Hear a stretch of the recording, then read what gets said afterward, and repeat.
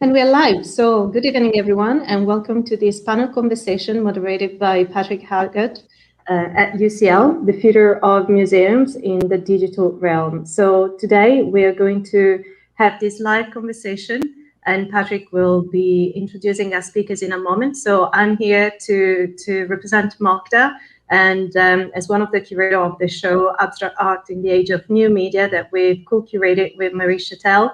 We've been taking on this journey alongside UCL and Hobbs 3D for the past 6 months, more or less.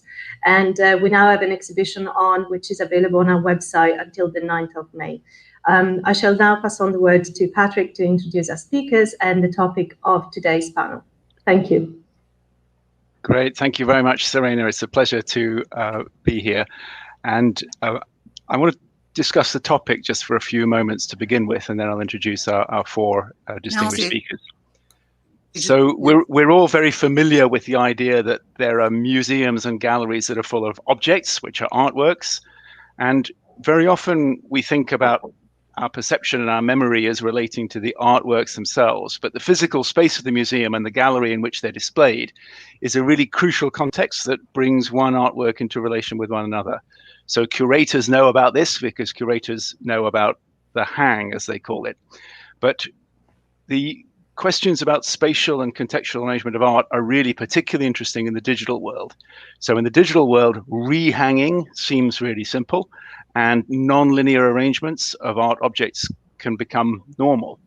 Now, our panel is going to bring together a really diverse set of speakers who have very different perspectives on creating, curating, contextualizing, and deploying artworks in different media. So particularly at the moment, when physical gallery spaces are closed more or less across the whole world, our panel's focus on digital engagement with experiences of art is a particularly pressing topic. And just to indicate some of the things that we're going to be dealing with, we've got a set of four distinguished speakers. Darcy Gerbag is a digital artist from NYC. She's got extensive experience of immersive and inhabitable art spaces. Professor Helen Chatterjee is a professor of biosciences and arts and sciences at University College London. She's directed several projects which bring heritage objects to new audiences and new communities.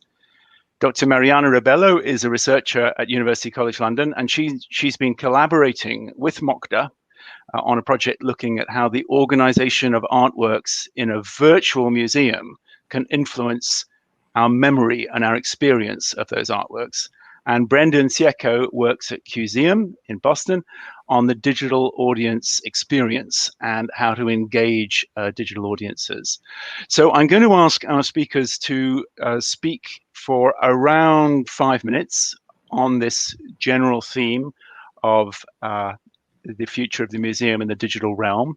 And I'm going to ask them to try to limit themselves to 5 minutes. So please excuse me if I come in after 5.5 minutes and 6.5 minutes or 6 minutes and move us on to the next speaker. And after we've heard these four different perspectives, then we're going to have an opportunity for open questions. So do think about the questions as you're listening, please, in the audience, and do put them in the chat, and do let us know your comments and your questions, and we'll be monitoring the chat and pulling out groups of questions and then feeding them around the expertise in the panel. And we'll be able, I think, to carry on having a really interesting discussion about this quite frontier topic for about an hour. So I'm going to slightly change the planned running order, and we're going to start by asking Dr. Mariana Rebello to comment, please, for about 5 minutes on what it means for you to think about the future of museums in the digital realm. Thanks, Mariana. Thank you, Patrick. It's very nice to be here today with you. So I think I'll talk a little bit about the research project that we have been doing, and I think at the end it will come to this idea of digital museums and how we can study it from our perspective. So I'm a neuroscientist in training, and something that we are very used to in neuroscience, a very useful distinction, is a distinction between what and where. What do you see and where do you see? And this is something that is very well studied, and we thought it would be interesting to apply it to the context of a museum, because in a museum you see things, so that's the what. You see artworks, and you have a certain aesthetic appreciation of them, but you see them somewhere, and that's the part, the where part. And this is something that is very interesting and not often considered in the literature of psychology of aesthetics, is the fact that when you visit a museum, you are seeing something, but you are seeing something somewhere. And this is particularly interesting in the case of digital art, because you can see digital art on a computer screen, right? So, for example, if you go to MoCDA website and you'll see the exhibition, you'll see all the artworks displayed there as in a web page.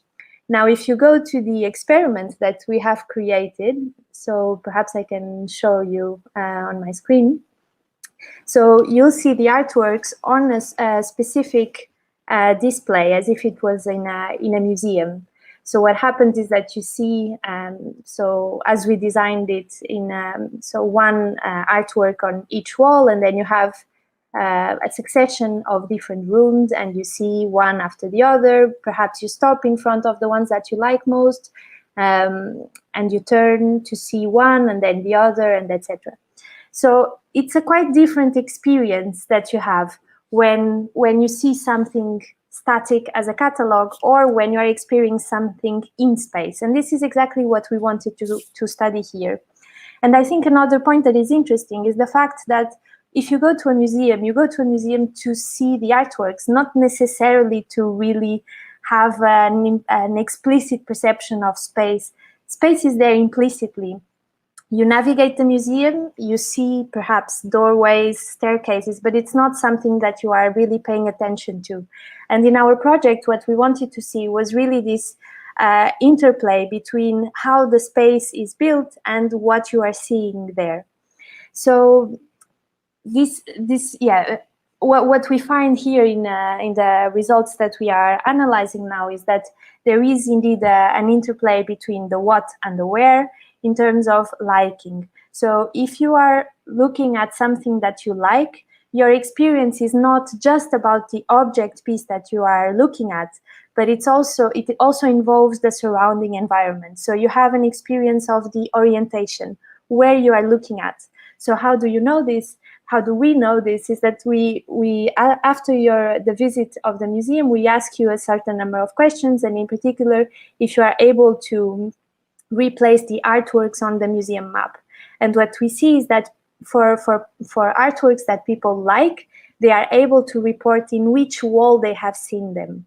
And what does it mean to report the wall? It means that you remember if this particular artwork appeared on your left, on your right, or in front of you.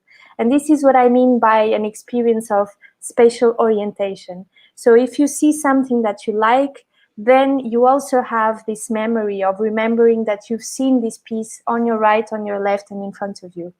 I think sometimes people also report having the same things when they're reading books, right? If you read something that you really like, then you remember it was like the right page at the bottom of the page. And it's a bit the same idea what we are trying to see here. Now, why is this interesting?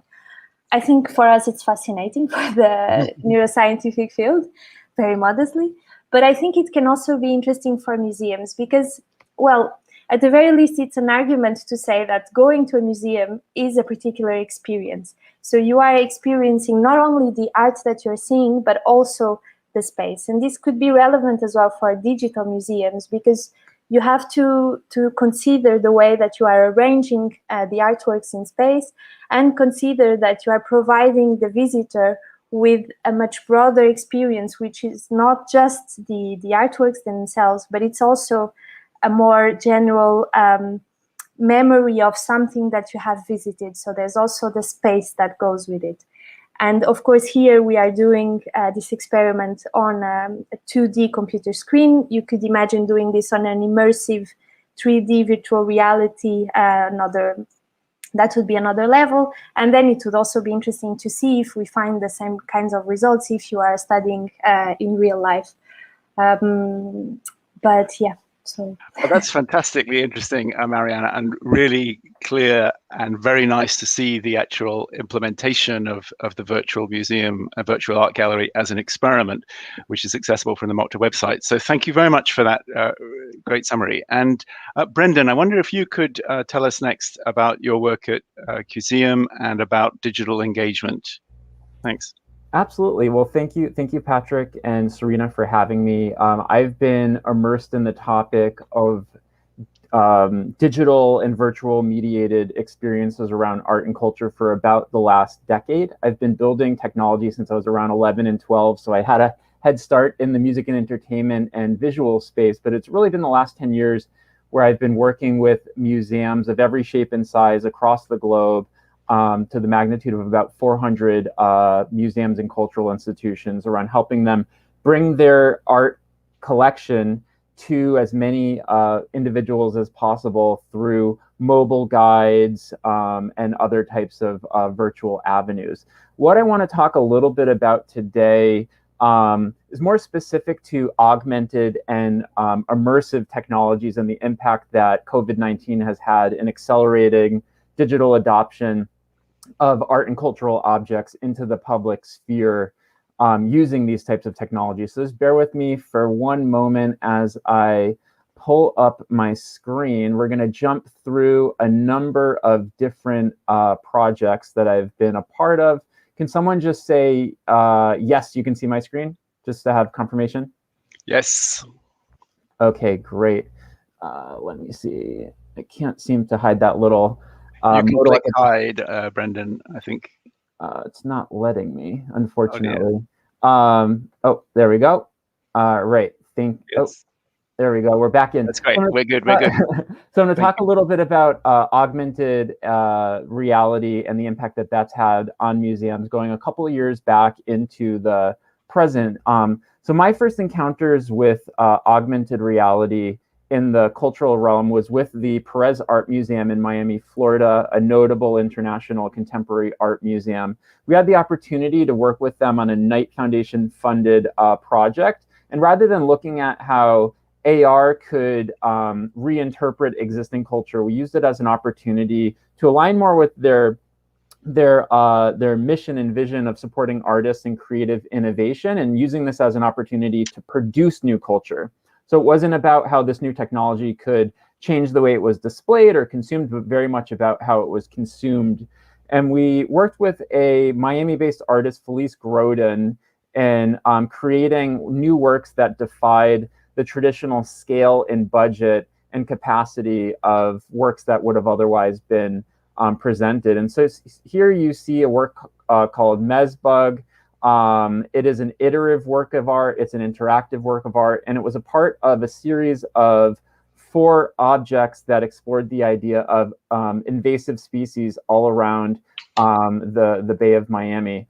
This became one of the most written about augmented reality art exhibitions, and it was the first ever museum exhibition solely focused around augmented reality. There was no physical works of art.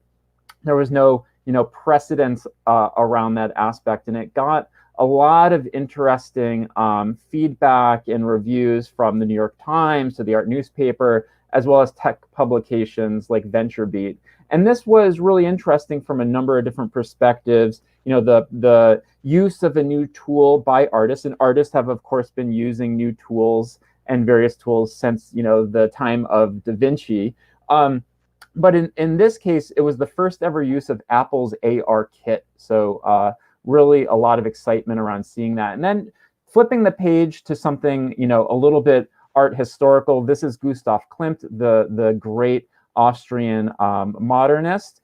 And we had an opportunity of working with the Museum of Applied Arts and Design in Vienna to take one of his famous works, A Tree of Life, which sits behind a vitrine, this work, and bring it to new life and scale, where folks could plant the tree of life in a different scale and dimension and experience it in a completely different way around the great imperial parks and gardens of the city of Vienna. So using new technology to give a new type of context and scale to a work was something we also wanted to explore. And then a couple years ago, we were inspired by the story of the art heist at the Isabella Stewart Gardner Museum in Boston, the largest art heist in the history of the world in a single property context.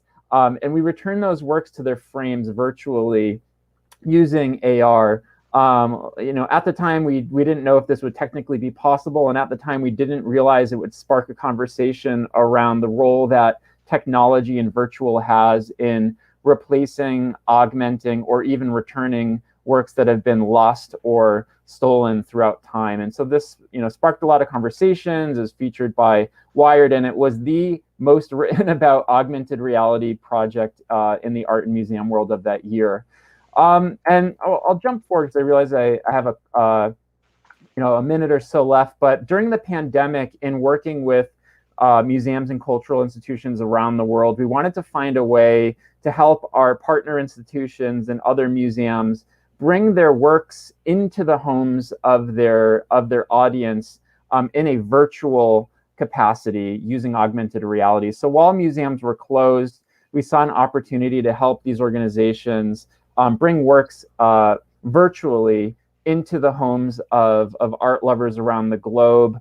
And we were really proud of the work we were able to do there. It became the featured app of the day by Apple, and also sparked a lot of similar conversations around very much what we're having today. What role does the virtual have in our experience around art? What is the impact? What are the differences between the physical experience, the spatial experience in a museum and gallery? And so we've been doing a lot of research and investigation in those areas that I'm happy to share with you today. Well, that's just fantastic whistle-stop tour, Brendan, because you've really brought us to the interface between the artwork and the digital distribution and the access to it, which is really very interesting and very creative. Thanks very much. Thank you. So really enjoyed that. And now we have the artists representing the artists. So Darcy, can you tell us your perspective on the future of museums in the digital realm in about 5 minutes, please? Thank you very much for being here. Thank you. I'm going to give it a try. Over the past year, we've all seen an unprecedented, rapid adoption of digital technologies by art and other museums. That's not to say that museums have not been using a variety of technologies, including digital ones, for decades. They have. However, current circumstances have greatly increased the pressure on museums to find alternative revenue streams. So they've been developing more and more programs to attract online viewers. Art fairs and art galleries, finding themselves also needing to conduct business remotely, have followed a similar path.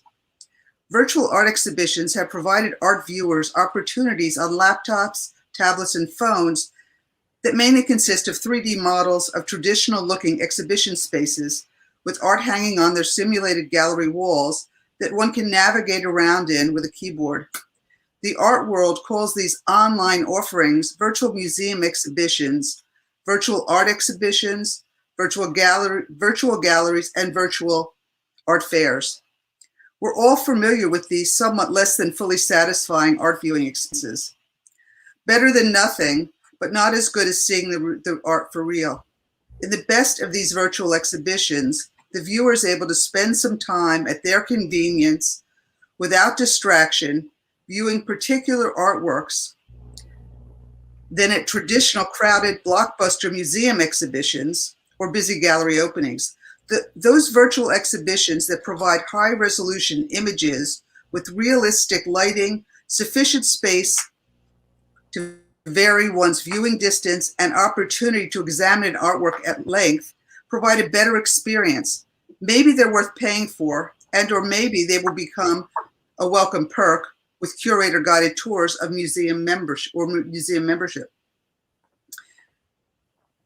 New to this type of digital exhibition, the art world in general has scrambled and struggled to provide these digital exhibitions. To the art world, this is new technology. But to those of us who've been using these technologies for years, This is older technology implemented on the internet. It lacks many of the capabilities that some of us want, such as the ability to explore the artwork with friends or colleagues in a collegial environment. From a tech-savvy point of view, these online exhibitions would be described as single-user experiences with clumsy navigation capabilities.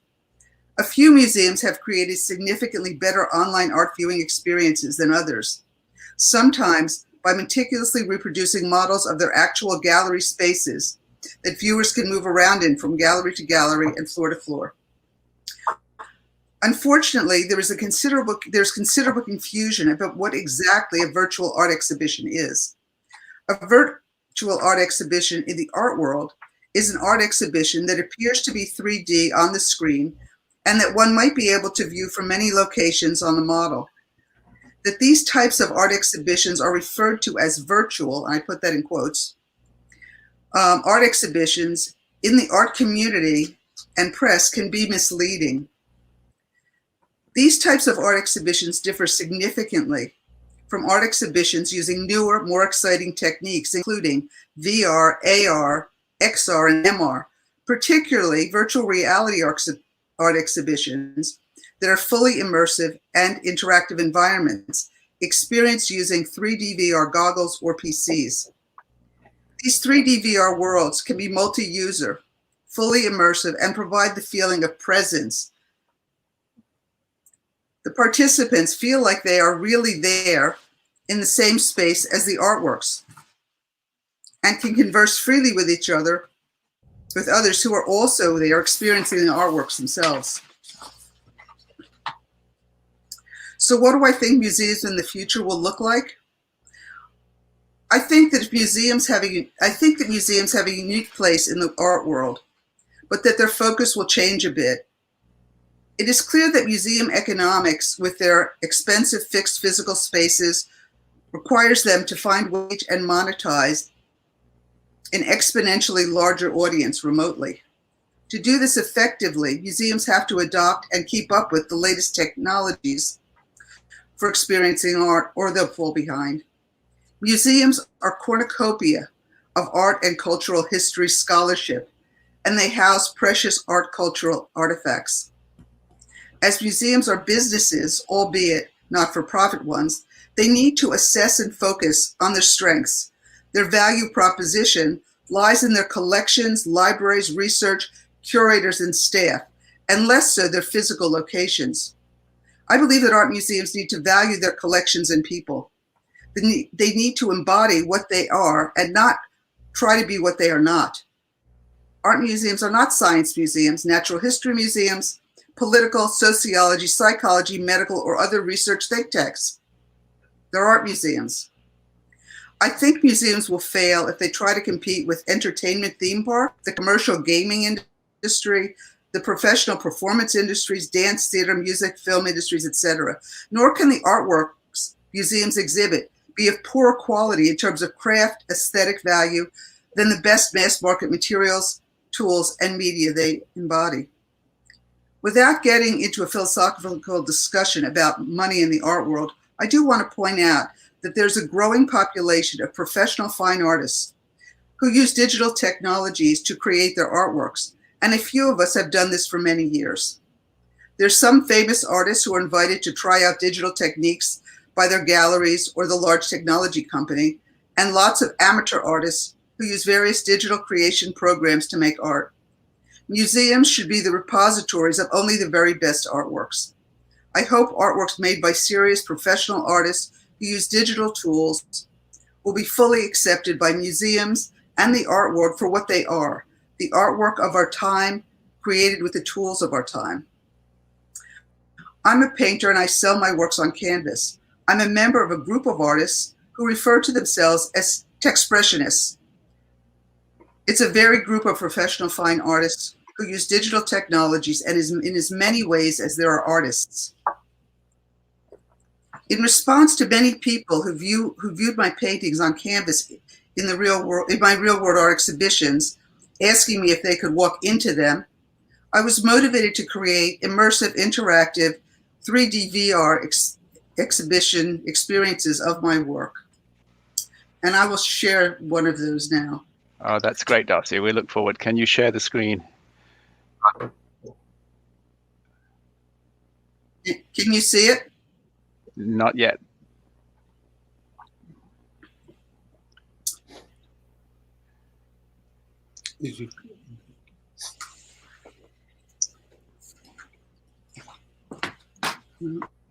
I'm trying.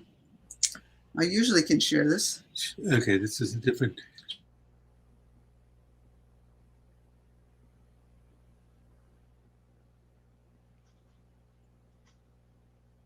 And it's not coming on for some reason. Share is not coming on when I click on this.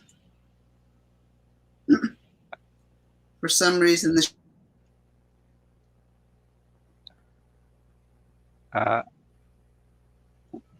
People can get a good idea of Darcy's art from her website. So maybe, Serena, you can put in the YouTube chat for the viewers on YouTube, Darcy's website, where you can get a great idea of this walk-through immersive style of digital art. And Darcy, I think you've gone on to mute, so you may want to unmute yourself. We can send viewers to your website. I think I'm unmuted now. You are unmuted. Maybe you can see some of these. Hold on a minute. Let me see if I can show these. If we can't get the share working, Darcy, we've sent everybody to your website. So Serena has put your website into the YouTube chat, and people will be going there that way, and they'll get an idea of the immersive art. So I'm not quite sure what's happened with the shares.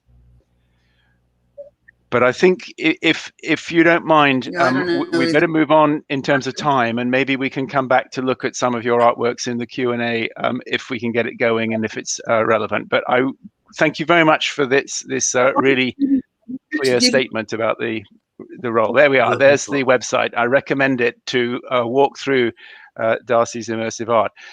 Thanks, Darcy. I now want to move on to Professor Helen Chatterjee, who's been the curator of a number of different collections and museums at University College London. And Helen, we're looking forward to hearing what you have to say about the future of museums in the digital realm. Thanks. Thanks, Patrick, and thanks to you and Serena for organising today and for inviting me. It's lovely to be here. Yeah, so our research is focused on how people engage with objects and what benefits that brings to their health and well-being. And when we talk about objects, we mean everything from objects like Darcy's been talking about in museums and art galleries, both real and digital, through to the museum space itself. And that might include the inside space, the outside space, the green space, and also the process of art making. So we might call that a creative experience, any creative experience essentially that involves arts, culture and nature. And we predominantly work with a whole range of audiences that are not typical users of art and culture. So they may be excluded from using those sorts of what we might call community assets like museums or parks or art centres. And they might be excluded by virtue of a particular health condition that they're experiencing, or they might be, for example, excluded because of certain socio-economic or demographic criteria. So we work particularly around inequalities and how audiences who are not typically consumers of arts and culture. And we work in partnership with a range of different organisations. As Patrick said, I've worked for many years running a university museum, and we work in partnership with museums, art organisations, artists, art centres, and green spaces to understand the links between how people engage in these sorts of assets and resources on different aspects of health and well-being. And we've worked really across the spectrum. We work predominantly with organisations who are interested in diversifying their audiences and thinking more about inclusivity in their audience base. So we've worked with mental health service users, people with dementia, people who are recovering from a stroke, people who've got different sorts of physical and mental or combined and complex health conditions, refugees and asylum seekers. So a whole range of different excluded audiences. And really the partnership work is about understanding that creative dynamic that gets created when you work with marginalised audiences. So the arts organisations themselves, along with third sector partners, health referrers, social care partners, people like social workers, occupational therapists. And what we're really interested in is understanding that dynamic. So what happens in that engagement between those individuals when they have a creative, immersive experience. And what we found over about 15 years worth of this research is that when people are really immersed and engaged in those sorts of creative activities, when creativity is at the heart of those activities, we see 3 different levels of engagement. Really deep level cognitive engagement, so where people are really critically thinking and cognitively really processing a lot of knowledge, information and learning. And we can test that both in terms of psychometric testing, both quantitatively and qualitatively by what they self-report, but also emotionally. So they'll be behaviourally exhibiting different sorts of responses to that behaviour. Often it's very positive, but not always. Sometimes it can evoke negative emotions, but that opportunity to explore that sort of emotional engagement. And then thirdly is that physical engagement. So when we have cognitive, emotional and physical engagement all happening at the same time, often within a social context, that's where we've really seen the most significant increases in people's health and well-being. And when I say significant, we can look at that quantitatively from data sets that we've gathered over large numbers of people through to much more qualitative data where we do a lot of participant observation and participatory action research. And what we've been really interested in, I guess, over the past year, and Darcy's already alluded to this, is this big shift for many of those organisations that we work with about how they can reconnect with audiences, expand their audiences and think about the needs of those audiences, and particularly those excluded audiences who can't engage or haven't been able to engage in the usual way, as to how they've been able to engage during the COVID pandemic.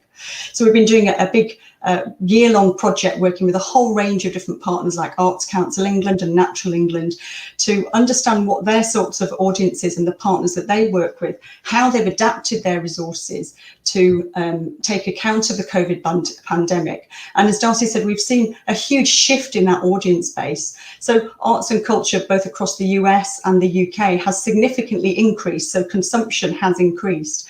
But what we've really seen is audiences reporting lots of positive benefits of that engagement, emotional engagement, positive emotional well-being and psychological and subjective well-being increases. Also reductions in isolation. So what we've seen is this expansion to the digital realm, I think has had a really positive effect on the mental health of those audiences, but also allowed that audience expansion, which is something that many museums and arts organisations are really looking to. So I'll end there because I know we're keen to leave some time, Patrick, for questions, but very happy to share more of those findings from that research if people are interested. We're struggling to hear you, Patrick. Thank you, Helen. I was on mute. That's really interesting and perhaps a novel perspective for some of the people in this audience to hear how much attention you've paid to quantifying the benefits and the outcomes of artistic activity.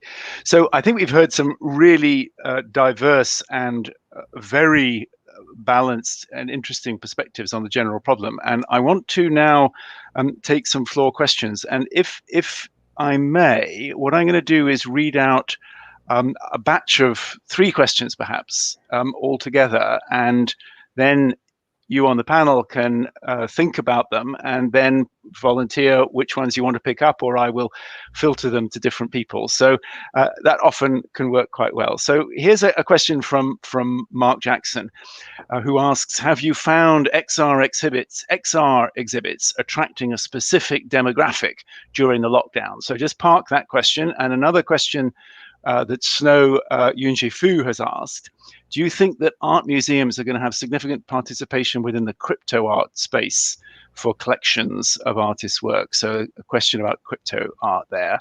And Gustavo Rincon has really, I think, asked a question about the effects on digital, because what he's saying is an evolution of art is going to test the new mediums of technology and of communication. So I think the idea there is, how is art affecting the digital sphere?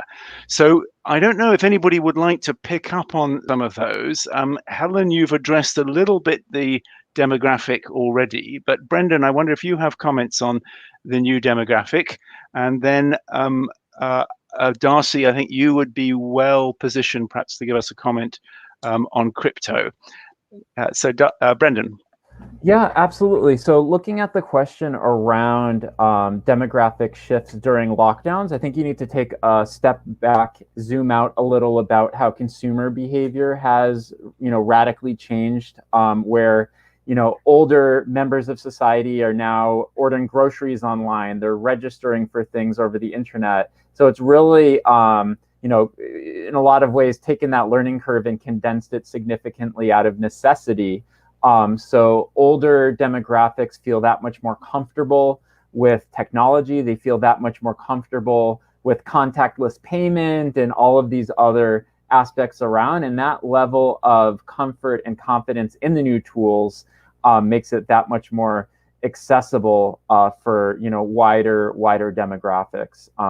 It's of course going to vary based on platform and type of technology. So if you're asking about XR exhibitions in particular, there isn't, to my knowledge, research that shows an incredible market share of VR headsets and Oculus, for instance, among the 65-year-old and plus. But other types of just broader technology of being able to tune into a cocktails with curators at the Frick, or a live stream, or access an online collection, or participate in some sort of event using video, that is ubiquitous technology right now. So I think there's a lot of confidence in saying that the demographics are pretty wide and diverse for just general digital access to art. When it comes to immersive technologies, we're not there yet, but neither is all of the global population. Thank you very much. That's really interesting to hear about that demographic change. And Darcy, so we had this interesting question about crypto art and the relation between digital art and crypto art and art consumption. I wonder if you have a view on that.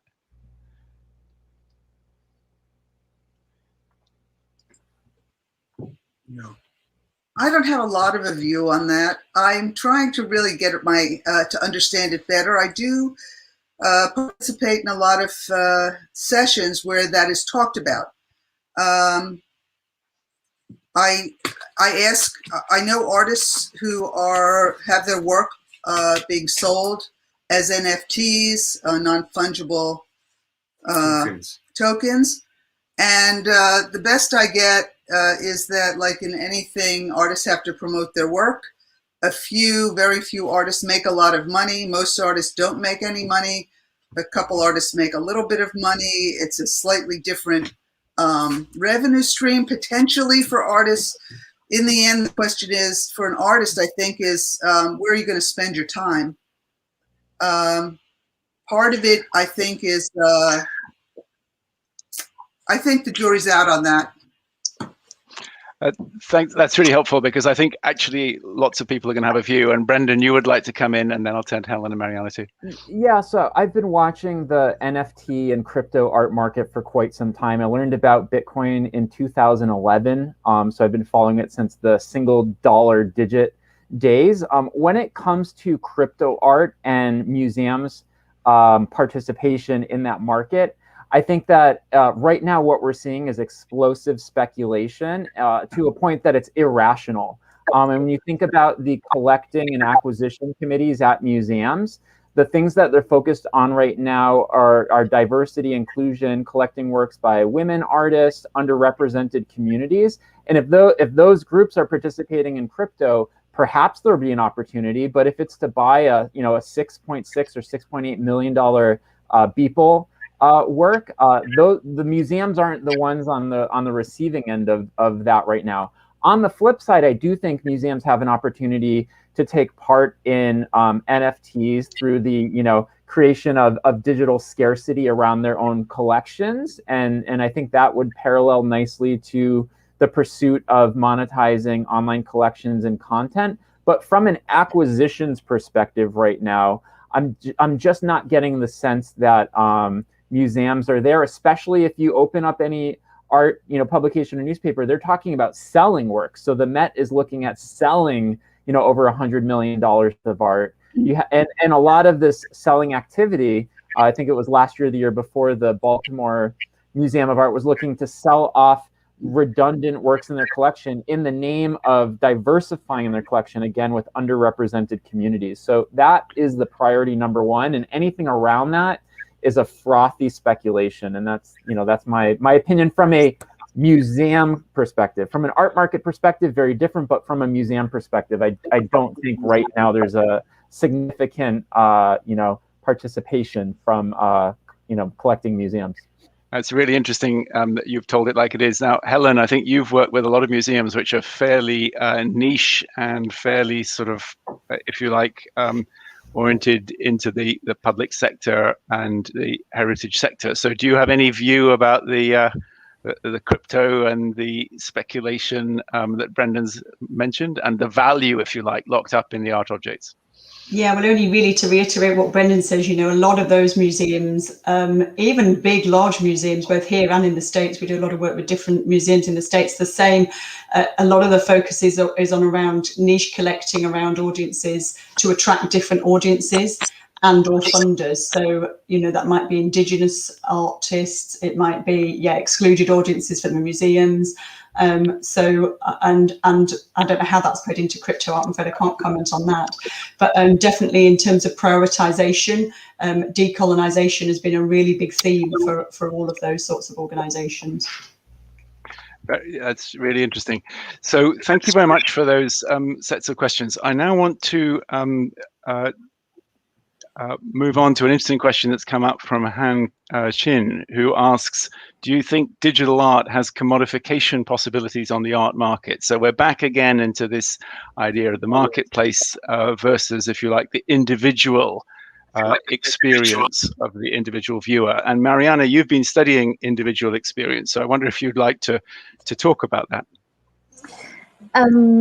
Indeed. So yeah, from our perspective, so it's quite different if you look at something on your own and in your own subjective space. So, for example, at your own house, or if you are in a public space with other people and potentially having a social experience at the same time. So yeah, there's surely a way there that is different, or the way that you perceive and will remember things is going to be different. Yeah.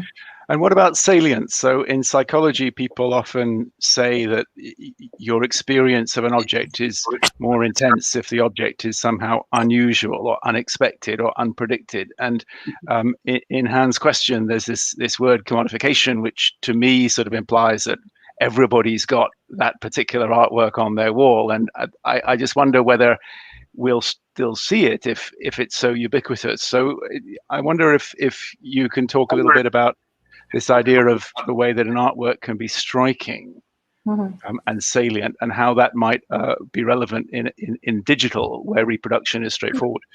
Right. That's a good question. I don't know. Darcy seems to have something to say as well. So salience is indeed something that is going to mark the way that you see something, and you will definitely remember things, and sharing that is potentially important. I don't know if she wants to add something. Darcy, do you want to come in there? Thank you, Mariana. Some of these questions have been around for a really long time.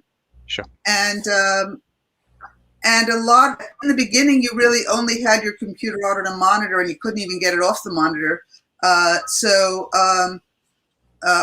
In particular, I spent all my working life basically figuring out how to get my artwork off the monitor so that people could have it in the real world. But the question always was, what if we have these flat panel displays on our walls? Then we could have the artwork on a monitor on the wall. And that hasn't turned out to be such a great thing. People haven't wanted that so much that way in their homes. So some of these ideas play out differently than maybe what one might expect.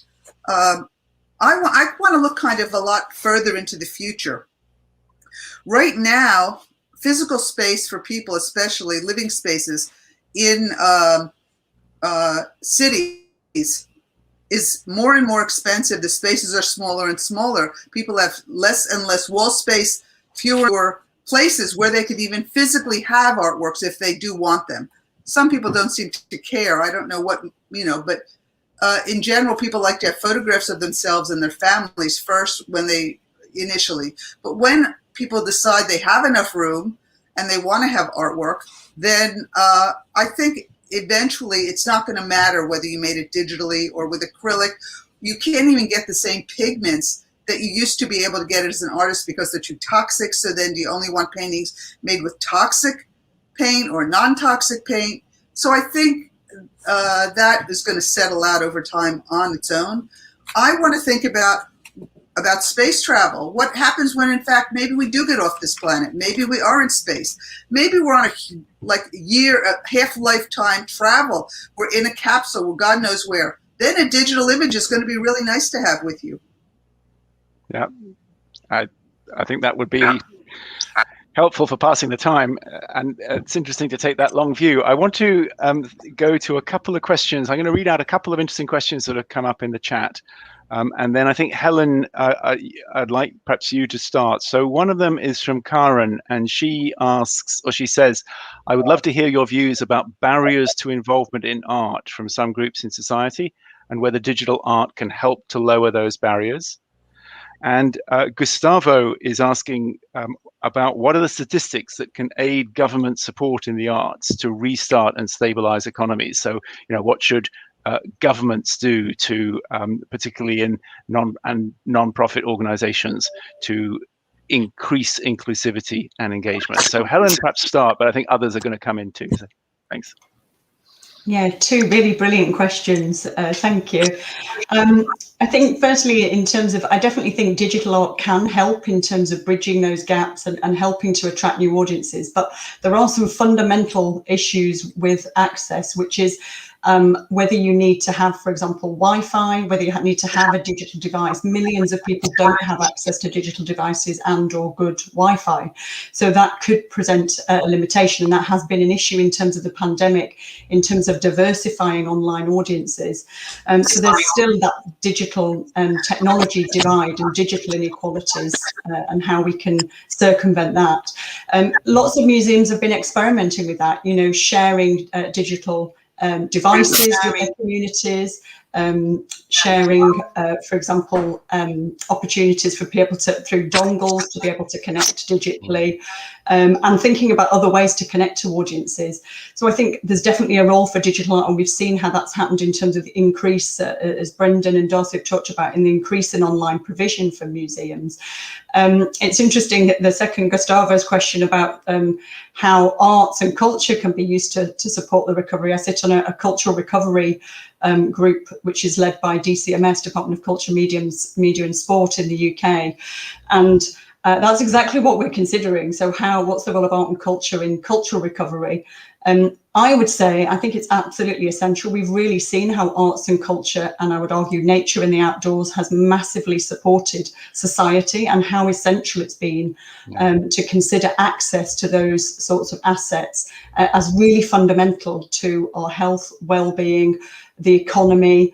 It's not just about the devastation of having your local museum or library shut. It's actually about those wider implications of having access.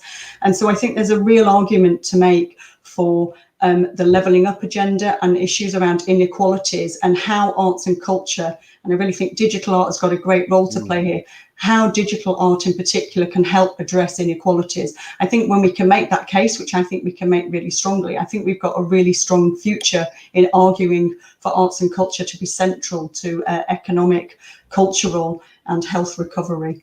I strongly agree. But I've got a follow-up question, which I think some of the experts on the panel could really help me with. So the one bit of digital tech which is not quite universal but pretty common in many countries is a smartphone. So where are we at with art on the smartphone?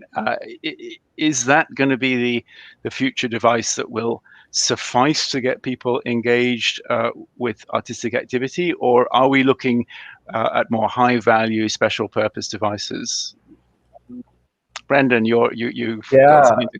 I think it's 100% the smartphone. I mean, the numbers are out there around that being, the adoption country by country, class by class, demographic to demographic. You look at what the smartphone has done in transforming financial equity and inclusion in developing countries, where they're cut off from the financial resources and banking conventions that we take for granted. So it's not going to be proprietary devices. It's not going to be purpose-built devices. It's going to be whatever that ubiquitous tool is that we use to communicate, socialize, see the world, and transact. And so today, that's the smartphone.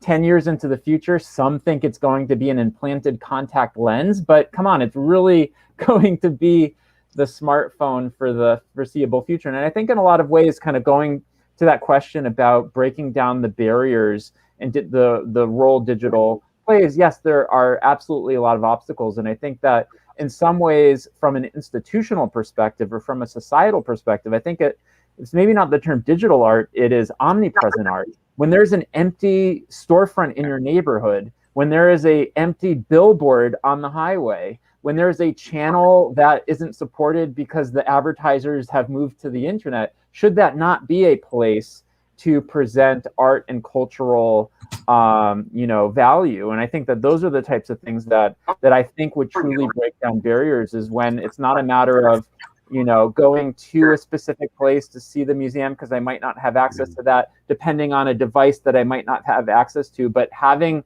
the art in the streets and having the art in the various places that all walks of life interact with on a daily basis. That's really interesting. I like that vision a lot. And it in fact reminds me, together with what Helen was saying, of a big current at the moment in environmental psychiatry, which is showing the mental health benefits of what one might call the beautified environment, although some people might not like the word beautified. Mariana, you'd like to come in on that topic? Yes. So regarding audiences and digital technologies, I think, for example, what you have shown, Brendan, before is really interesting, because it's not, these digital tools that have been created, it's not like they are replacing museums. You are adding a different type of experience, which is a more interactive one. And I think interactivity is something that probably for younger audiences is really important, because they can engage with art and get to know art in a very different way, which is probably something they might be more familiar with. And it's not like it would replace, but rather that probably it could just wake up the interest for the art. And I've seen something in the feedback that some people give about the exhibition that is now shown in MoCDA. I think this digital art also talks to young people, because most of the subjects or the participants who are doing our experiment, they are between 20, 30 something years old. And many of them are interested in math, engineering, and these kinds of things. And so this art that uses computers and models and algorithms and everything, it speaks to this audience. And sometimes I think they are not so familiar with classical art that you would see in a classical museum, but it's probably another way of engaging new audiences, younger people, and with interaction with them. If I could just jump on that point real quickly, that was an unexpected byproduct of the collaboration with the Perez Art Museum, is it aligned perfectly with the Miami-Dade community's STEAM education initiatives. And for a lot of people, that was their first interaction with augmented reality. So if you can shift the mindset of a teenager public school student in one of these communities from going out and shooting zombies and Pokemon and things of that nature, to experiencing creative output and going, I want to know how to do that. I want to be able to do that. Maybe there's a future for me in creating things like I just saw at the museum. So I completely agree with you, Mariana. And I think it's an amazing, untapped potential for a lot of organizations. I think, Darcy, you might want to come in with the kind of economic model point here. Yeah, so artists really want to make art, and they really want people to see their art, and they would rather generally not have to do sales and marketing and deal with the money and all that, but they have to. In our society, basically, artists are underwriting everything. There'd be no art museums if there was no art, and the artists are the least well paid of anybody in the food chain. So my question, and I love the idea of putting art in every storefront window. I go around Manhattan these days and I say, oh my God, look at all these empty windows.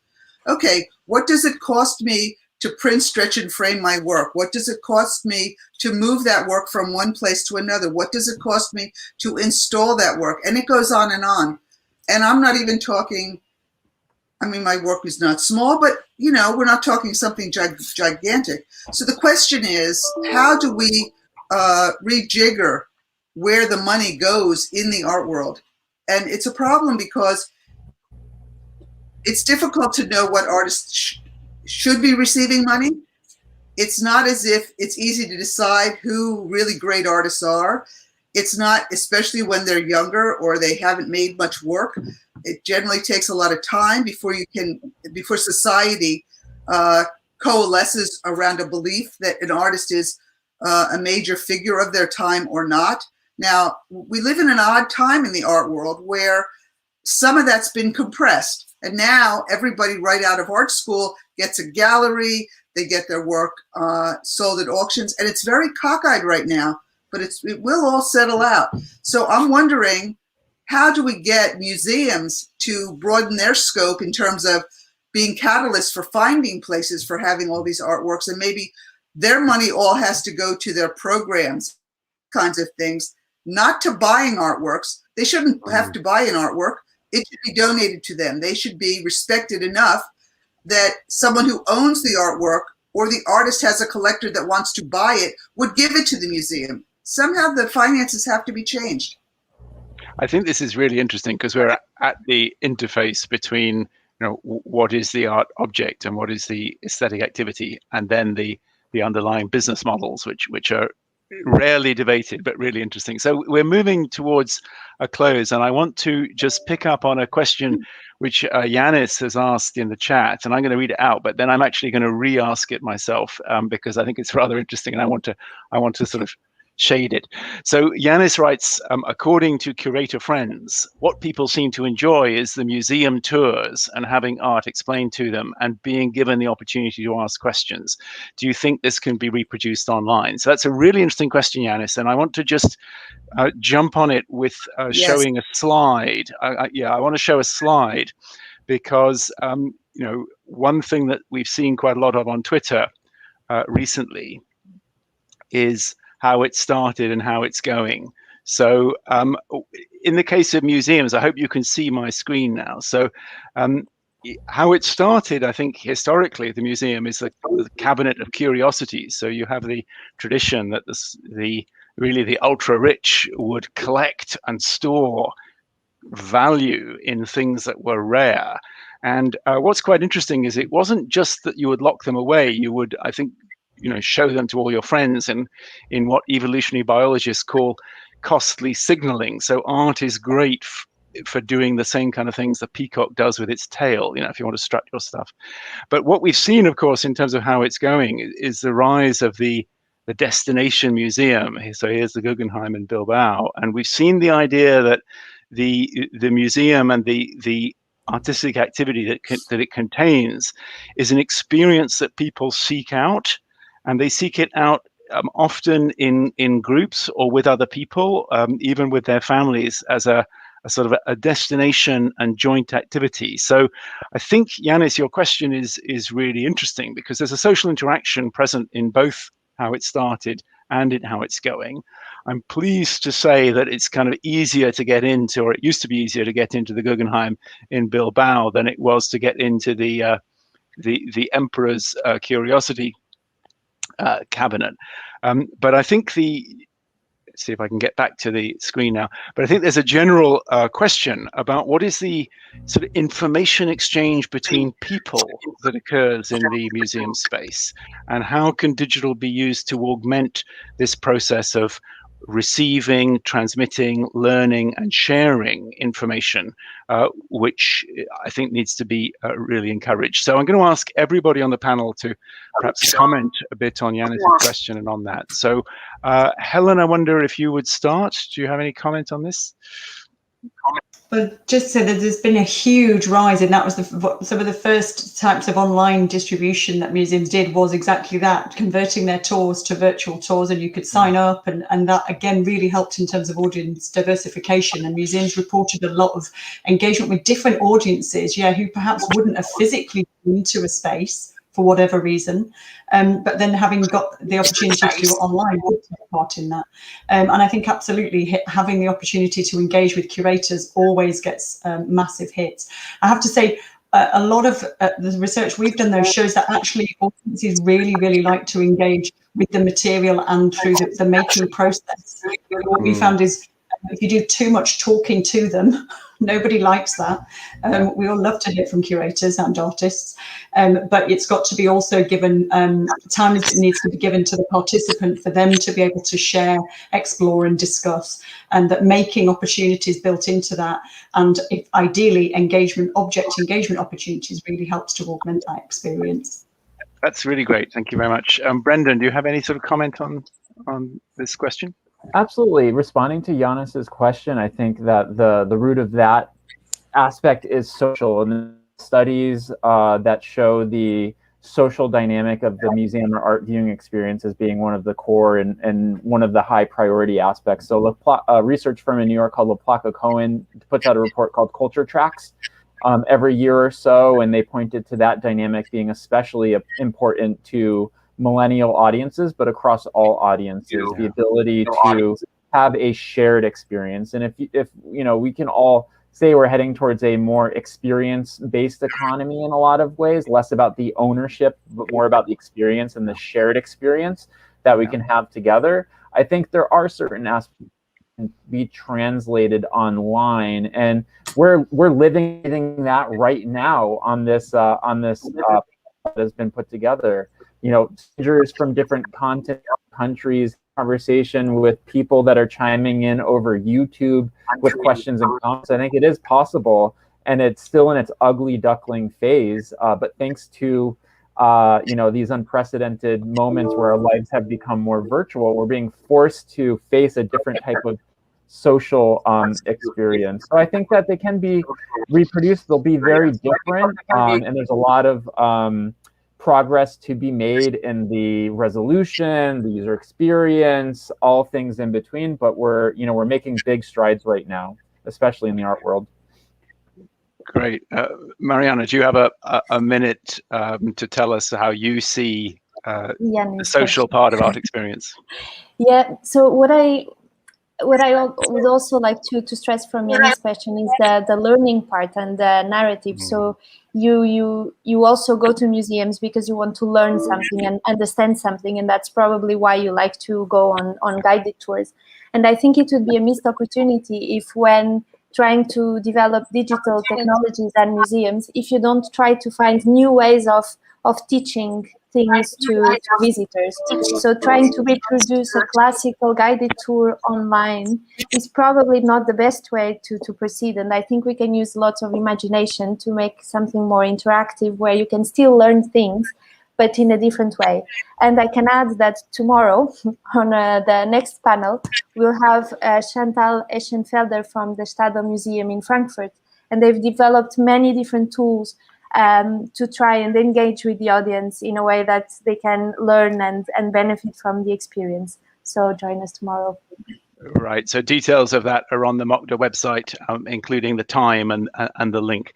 And Darcy, I'm going to leave the last word to the artist. So how do you see the social aspect of art experience? Well, let me give you an example. When I was a young artist, I wanted to learn how to see, and you kind of want to be able to go into a group of artworks and we wanted to be able to determine which one we thought was the best.